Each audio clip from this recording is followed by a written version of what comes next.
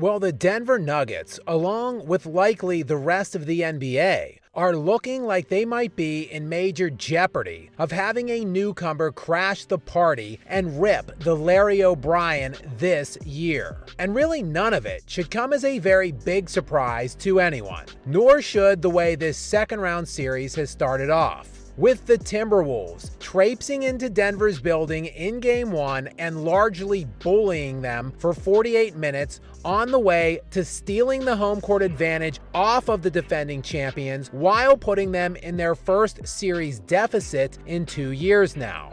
While the pathetic, Jokic-hating media would like to paint this as some kind of a massive upset if the Wolves are able to advance, the Nuggets are actually pretty soundly outmatched in this series. And that should also come as little surprise to anyone who has been paying attention to the way this Timberwolves team has been built, as Tim Connolly, their current president of basketball operations, served in that same capacity for the Denver Nuggets from 2017 through 2021 and had been with that organization overall since 2013. So the same guy that built this Nuggets team has now built this Timberwolves team to be perfectly equipped to defeat the reigning NBA champions. And while the Nuggets had a relatively easy run to the NBA championship a year ago, they have credited the Timberwolves, their first round opponent and the 8th seed in last year's postseason,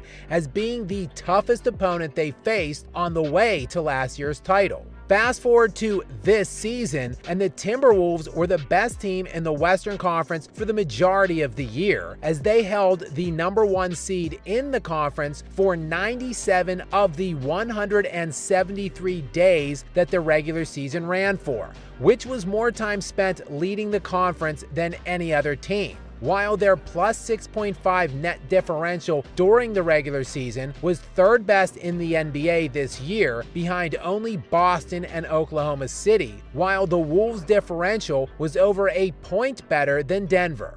And this was all while Minnesota had easily the best defense in the NBA, allowing 2.2 points per 100 possessions fewer than any other team during the regular season.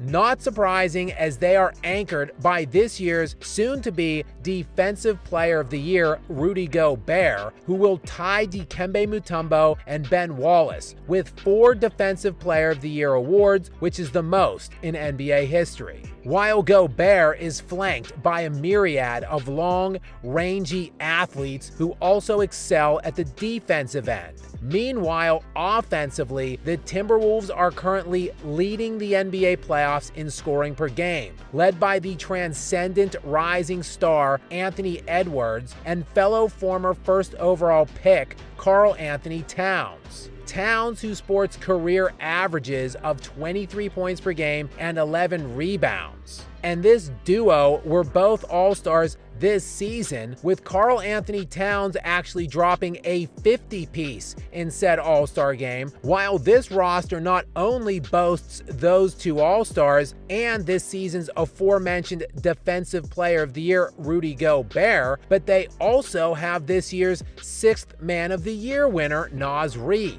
Reid, who was instrumental in Minnesota's Game 1 victory over Denver, as he scored 14 points in the 4th quarter, including 10 straight in a critical late-game stretch, which put the Wolves up for good. Meanwhile, Nikola Jokic has a roster that is lacking a single other All-Star. His second best player and alleged All-Star caliber guard, Jamal Murray, has in fact never made a single All-Star game or All-NBA team selection in his now 8-year NBA career. And while he did play at an elite level in last season's championship run, he has not come anywhere close to those levels yet in these playoffs. That is despite hitting 2 clutch baskets in their first round series against the Lakers. But in this postseason so far, in now 6 games, Murray is averaging just 22.5 points per game on 22.3 shot attempts per game, while shooting barely 40% from the field and sitting at just a shade over 30% from 3.